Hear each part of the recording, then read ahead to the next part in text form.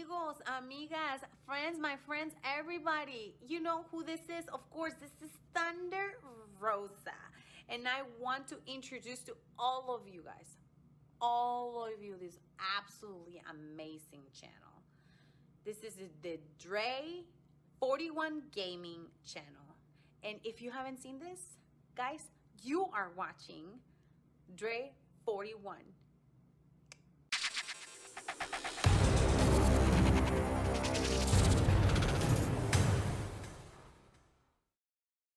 What's up, y'all? It's your boy Dre41, aka Mr. 4K, aka El Fuego, Spicy Dre. Welcome to another episode of WWE2K22 MyRise. This episode, they wanted me to join up with the King of the Ring tournament, and I had to prove myself against Dominic Mysterio. Are you serious? I beat fire out of Rey Mysterio's son. Eddie Guerrero's son. I powerbombed the boots off that young man and left him in the ring knocked out pleading for his stepfather to come help him. Up next after that match, I qualified for the King of the Ring, clearly, so now I gotta go up against Ua Nation. Now, Ua Nation and me, cool, so I wasn't really gonna beat him up too bad. I was gonna make it a, nice clean fight, so, just to make sure the fans went home happy. I'm lying. I beat fire out of him too. Lariat to the back of the head. I had to sit there and drop him on his head again, try to break his neck, things of that nature, pick him up again, patella brain buster. Then I proceeded to beat the dog shit out of him. All in the corner, just punching, just assaulting him. This was the personification of black on black crime here. I beat fire out of him. I sent black people back 20 years with this beatdown that I just gave him. I sent Ua Nation back home to his nation, understanding that he has nothing to bring to the table when going up against me. And that's just how I feel about it. Then after that, I was like, you know what? I'm getting kind of close. Now I feel like I'm going to take it easy on the next guy. And then I was like, it's Riddle. I hate his promos. So I'm definitely going to beat fire out of him tonight. And that's kind of what I did. He was happy at first, but then we got into the match. I kind of broke his neck at the beginning, caught him with a great European uppercut. Then I was like, hey, you like your legs? I don't. No, you don't no longer get to use them. Then clotheslined him again, tried to break his neck, and then tossed him off the ropes, ducked his clothesline, and was like, hey, let me try lariat again. Then I was just like, you know what, let me just kick the skin off of your forehead. Over and over and over again. And then I was like, you know what, show closer, I think you're done. Referee, what you think? Yeah, I think he's done too. Good enough for me. I know you just won your match, so I'm not sure if you've heard the latest on Biggie and Paragon. What's going on?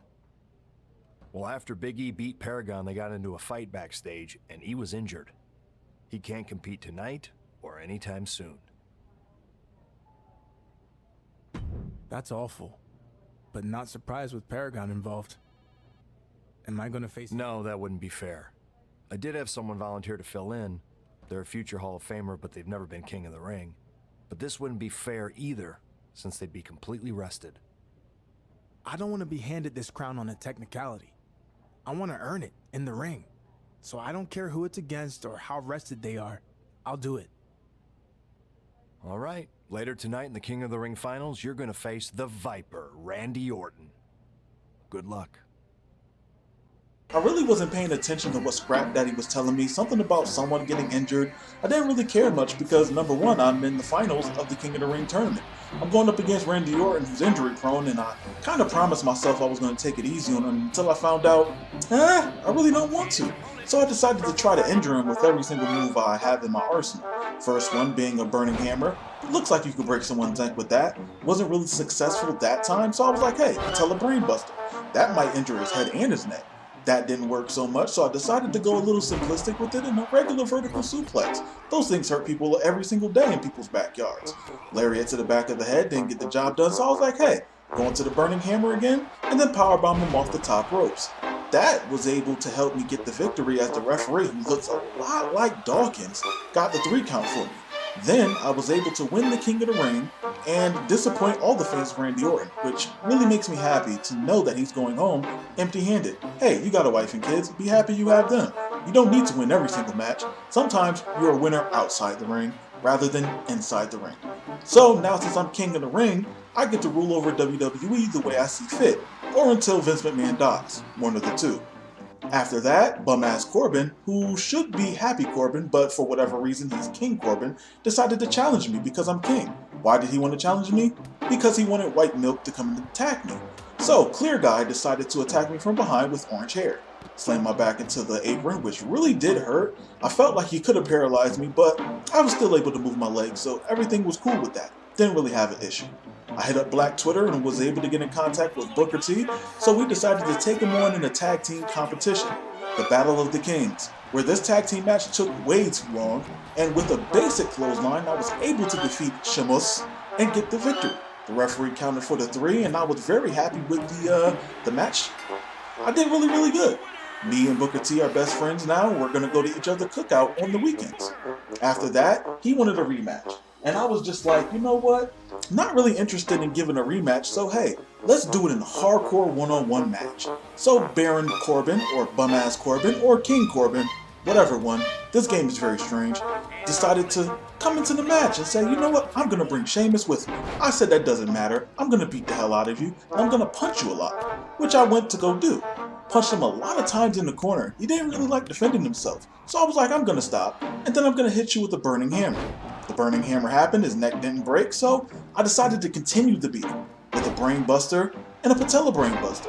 That didn't really get the job done, unfortunately, as Clear Man decided to interrupt me in the matchup while I was beating up his friend. So I decided, hey, I'm gonna break his neck with a lariat from the back of the head, and then powerbomb him. I wanted to go for the pin, and I decided to. Felt like it was over, but Dawkins decided to count slow, so Bum-Ass Corbin was able to kick out. Caught him with another powerbomb and was like, you know what? That should get the job done. Dawkins should come over and count for the pin. Once again, he counted a little bit slow and gave Bum-Ass Corbin time to get out, so I broke his neck with a Burning Hammer. Then, a Shining Wizard, shoutouts to Keiji Muto, and then decided to clothesline him in the back of the head again. I swear, I'm really trying to break his neck and it's just not working out. So a show closer, then a 1-2-3. Dawkins helped me out, much appreciated. I am a winner. Thank you guys for watching, subscribe if you're new here, stay safe, and I'll catch you guys on the next episode. Later.